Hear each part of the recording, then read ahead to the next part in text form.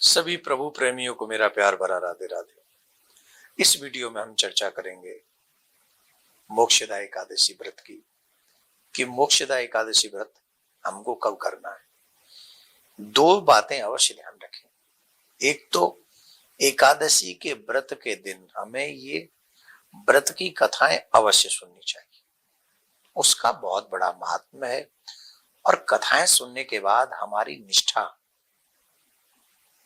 उस व्रत में और हो जाती है, तो हम और अच्छी श्रद्धा से उस व्रत को करते हैं, तो उसका और भी बड़ा लाभ हमको मिलता है।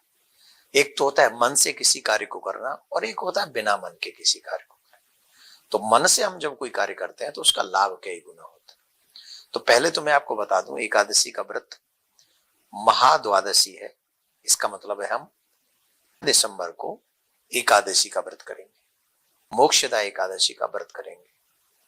भगवान श्री कृष्ण ने युधिष्ठिर के पूछने पर इस कथा को जिस तरीके से कहा है वो बड़े आप ध्यान से सुने।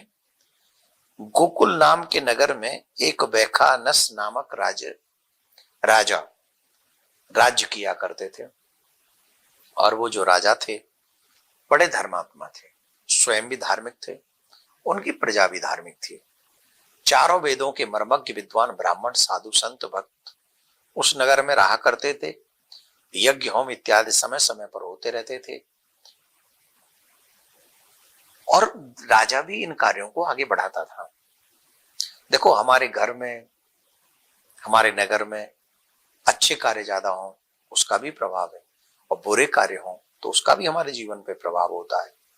इसलिए कहानियों में, कथाओं में, इतिहास में अच्छे राजाओं के, जो धार्मिक राजा हुए हैं, उनको बड़े सश्रद्धा स्मरण किया जाता है। तो जो वैखानस नाम के राजा थे बड़े धार्मिक थे। अचानक से एक रात्रि में उनके पिताजी ने स्वप्न दिया और स्वप्न में कहा कि मैं नरक में पड़ा हूं, तुम चाहो तो मेरी मुक्ति कर सकते हो, मुझे नरक से बचा सकते हो। अब राजा बेचैन हो गया। पिताजी के नाम पे सुने कोई भी बेचैन हो जाएगा, कष्ट में आएगा कि मेरे पिताजी नरक में है।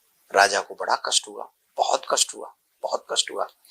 तो राजा ने सुबह उठते ही सभा में गए। सभा में तमाम ब्राह्मणों से पूछा, विद्वान ब्राह्मणों से पूछा कि मेरे पिताजी नरक में है और मेरे लिए ये फिर राज, ये महल, ये सुख, ये संसाधन सब व्यर्थ लगने लगे जब से मुझे स्वप्न में पिताजी का ये आदेश हुआ है कि मैं नरक में हूं।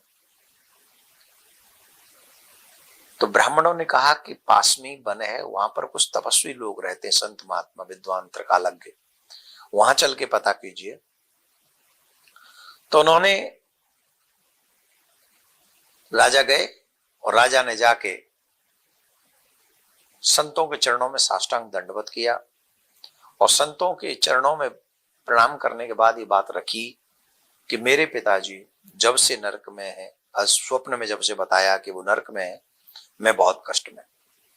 आप विद्वान हैं, आप बताइए कि मेरे पिताजी नरक में क्यों हैं और कैसे उनकी मुक्ति हो सकती है। क्योंकि उस पुत्र का होना व्यर्थ है जिस पुत्र के होने के बाद भी पितरों की मुक्ति न हो, सदगति न हो। 100 नालायकों से तो एक लायक बेटा अच्छा है जो अपने माता पिता को नरक से मुक्त कर सकता है। तो संतों ने कहा कि देखो, तुम्हारे पिता की पत्नियां थी, कई पत्नी थी, एक पत्नी के कहने पर उसने दूसरी पत्नी को सुख नहीं दिया था, रति सुख नहीं दिया था, जिसके कारण वो नरक में पड़े हुए हैं। तो जब उन्होंने ये बताया तो कहा, महाराज मेरे पिता को नरक से मुक्ति कैसे मिलेगी। तब कहा कि अगर तुम मोक्षदा एकादशी का व्रत करो और व्रत का पुण्य अगर अपने पिताजी को दे दो तो इससे तुम्हारे पिताजी नरक से मुक्त हो जाएंगे। संतों की बात मानकर राजा नगर में आया, और नगर में आकर जब मोक्षदा एकादशी आई तो उसने पूर्णतः मन से, श्रद्धा से, निष्कपट होकर एकादशी का व्रत किया, जिसे मोक्षदा एकादशी हम कह रहे हैं। उसने व्रत किया और व्रत करके वो जो पुण्य था उस एकादशी का संकल्प करके अपने पिताजी को समर्पित कर दिया, और पिताजी तत्क्षण नरक से मुक्त हो गए। और जाते हुए उन्होंने कहा कि मैं तुम्हारे कार्य से प्रसन्न हूं, भगवान सबको ऐसा ही पुत्र दे, और मैं तुम्हें आशीर्वाद देता हूं कि तुम्हारा कल्याण।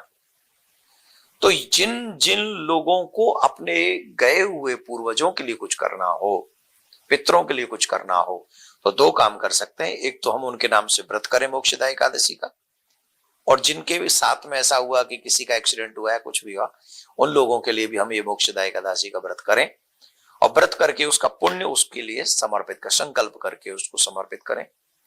और इस दिन अपने पूर्वजों को, जिनके लिए भी आप कुछ वो पुण्य कर रहे हो, एकादशी व्रत कर रहे हो, तो उस दिन हमें अपने उन पितरों के लिए, पूर्वजों के लिए जो उनको प्रिय वस्तु हो वो दान भी करनी चाहिए। जो जो वो पसंद करते थे, लाइक करते थे, वो वस्तु दान करने से उनका आशीर्वाद हमको प्राप्त होता है। तो आप लोग सभी, वो लोग भी इस मोक्षदा एकादशी का व्रत करें जो अपने माता जी, पिताजी या हमारे परिवार में पूर्व में जिसको भी संदेह हो या कुछ भी ना हो, तो मोक्ष के लिए तो एक व्रत कर ही सकते हैं। तो हमको ये व्रत करना चाहिए और अपने पितरों को समर्पित करना चाहिए।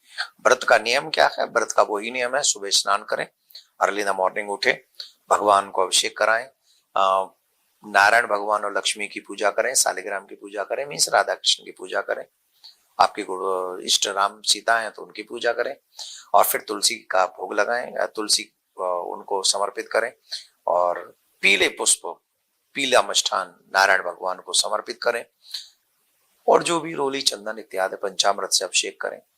इसके बाद में ब्रह्मचर्य का पालन करें, झूठ न बोले, व्रत का भी संकल्प लें, पृथ्वी पर हो सके तो शयन तो करें नहीं, जागरण करें, उत्तम विधि तो यही है, ज्यादा खान पीन न करें, झूठ न बोलें, क्रोध न करें, इन नियमों का पालन करें। और इस एकादशी का व्रत बहुत शुभ है, आपके लिए भी, आपके पितरों के लिए भी। तो व्रत करें। आप सबको बहुत बहुत मंगल कामना। प्रिया कांजू सरकार आप सबका कल्याण करें।